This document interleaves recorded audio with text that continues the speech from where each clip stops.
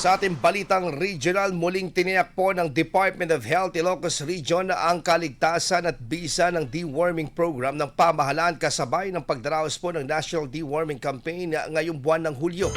Nanawagan po ang kagawaran sa mga magulang, tagapag-alaga at sa paaralan, mga lokal na pamahalaan at komunidad na suportahan ang programa upang mas maraming kwalipikadong bata ang mabigyan ng libreng deworming medicine.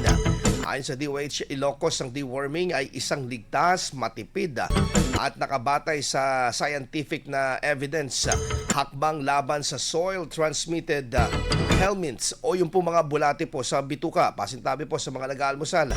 Patuloy umanong nanganganib na mahawaan po ng mga ito ang mga batang nasa edad po na mga mag-aaral. Ipinaliwanag po ng kagawaran na nakatutulong ang regular na deworming sa pagpapabuti po ng nutrisyon, pisikal na paglaki at pag-unlad po ng pag-iisip at pangkalahatang kalusugan ng mga bata. Inatasan naman ng DOH Ilocos ang health worker, local government unit at mga schools at partner agencies na mahigpit na sundin ang may tinakdang safety protocols sa school-based at community-based deworming activities.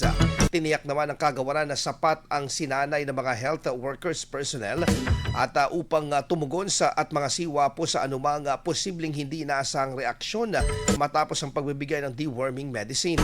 Umaasa naman ang DOH Ilocos na mas maraming kwalipikadong bata ang makikinabang sa nasabing programa at mapoprotektahan laban sa mga sakit na dulot ng bulate sa bituka. IFM News. IFM News. IFM News.